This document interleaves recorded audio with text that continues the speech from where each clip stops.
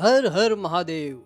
स्वागत है आपका बजट ट्रिप सीरीज के 7वें एपिसोड में, जहां हम आपको 3000 से 5000 के बजट में घुमाएंगे भारत के प्रख्यात धार्मिक स्थलों पर। तो चलिए चलते हैं महादेव के त्रिशूल पर टिकी वाराणसी, काशी, बनारस नगरी के प्रमुख स्थलों पर घूमने।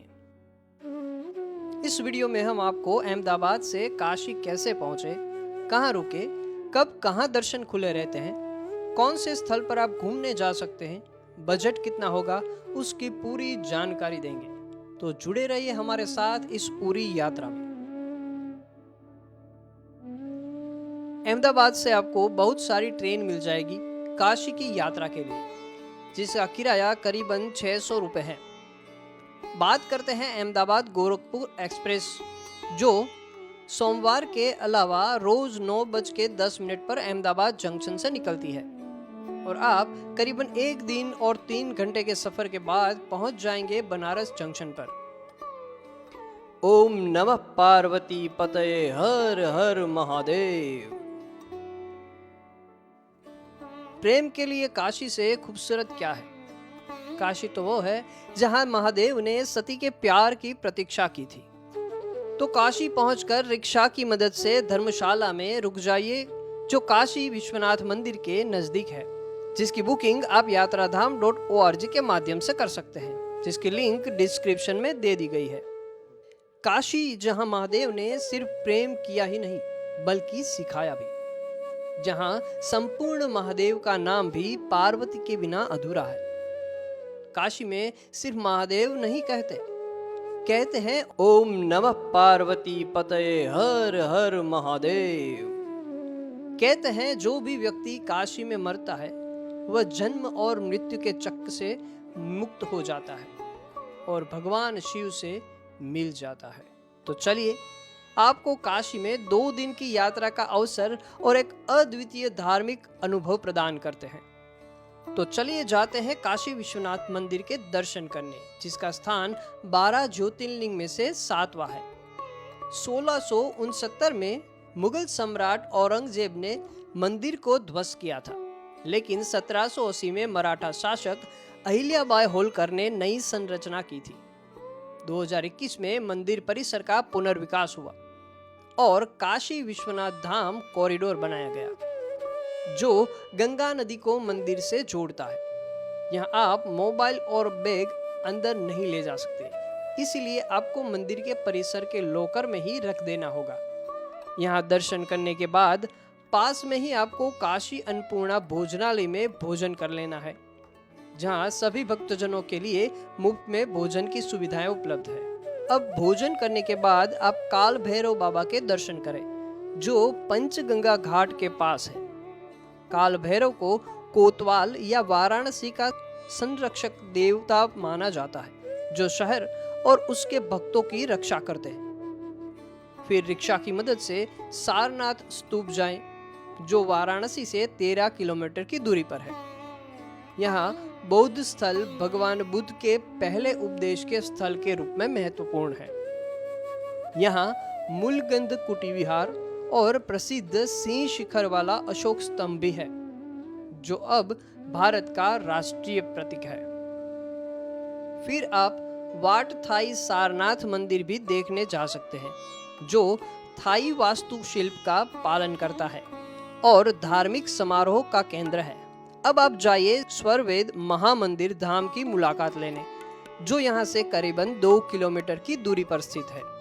आध्यात्मिक नेता और संस्थापक परम पावन स्वामी सदानंद जी महाराज द्वारा आरंभित योग, ध्यान और सांस्कृतिक कार्यक्रमों का केंद्र, जिसकी वास्तुकला अद्वितीय है और जो साधकों के लिए आध्यात्मिक अनुभव की गहराई में मदद करता है। अब यहाँ थोड़ा समय बिताने के बाद वापस लौट जाइए वाराणसी के घाटों की ओर। वाराणसी का सबसे प्रचलित घाट मणिकर्णिका घाट। कहा जाता है कि यहाँ माता सती की बालिया गिरी थी, इसलिए इसे एक शक्तिपीठ के रूप में स्थापित किया गया और इसका नाम मणिकर्णिका रखा गया, क्योंकि संस्कृत में मणिकर्ण का अर्थ कान की बाली होता है।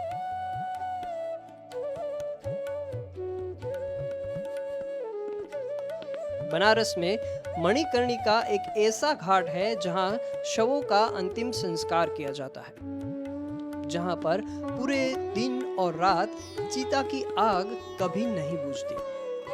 तो अब आप वापस जाइए काशी विश्वनाथ मंदिर के कॉरिडोर में लेजर लाइट शो का आनंद लेने, जहां रात को 15 मिनट के 3 लेजर लाइट शो होते हैं, 7, 8 और 9 बजे, जिसमें मंदिर से जुड़ी कहानियों का वर्णन किया जाता है। और अब यहाँ काशी अन्नपूर्णा भोजनालय में भोजन करके चले जाइए अपनी धर्मशाला में विश्राम करने।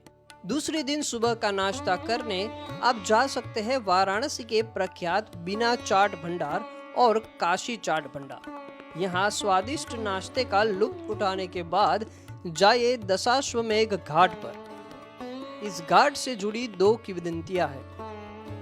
एक के अनुसार ब्रह्मा जी ने इसे शिव जी के स्वागत के लिए बनाया था, और दूसरे के अनुसार ब्रह्मा जी ने यहाँ 10 अश्वमेध यज्ञ किया था।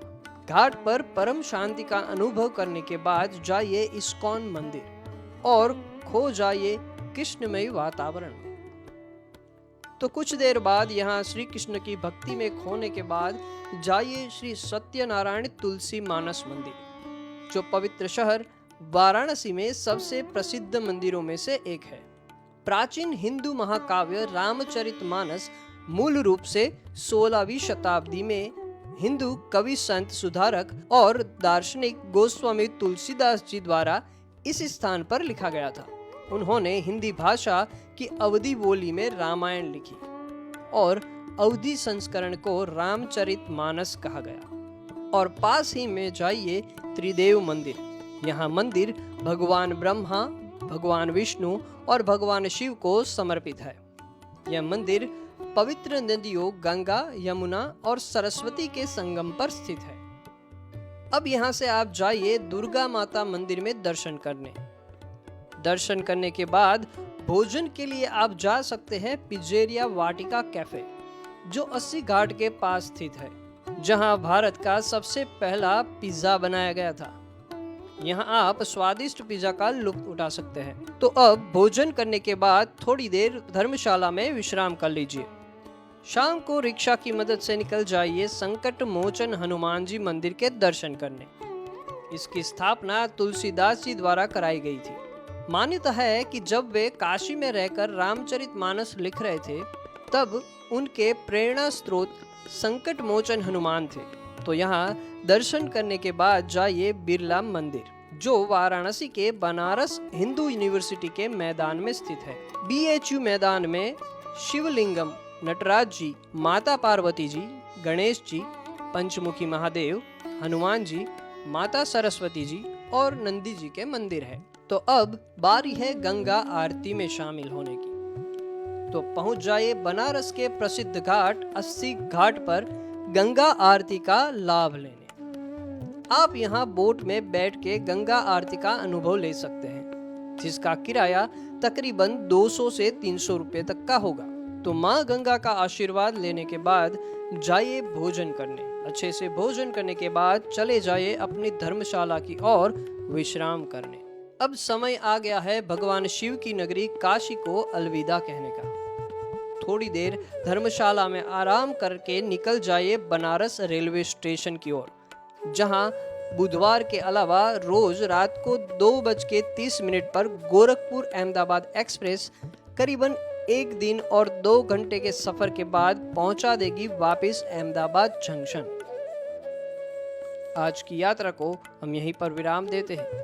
अगले वीडियो में हम आपको घुमाएंगे जो देवस्थानम और दक्षिण के कैलाश जैसे नामों से जाना जाता है, ऐसा श्री शैलम। तो बने रहिए हमारे साथ बजट ट्रिप सीरीज देखने के लिए। और अगर आपने अभी तक यात्रा धाम के सोशल मीडिया प्लेटफॉर्म को फॉलो नहीं किया है तो कर लीजिए। धन्यवाद।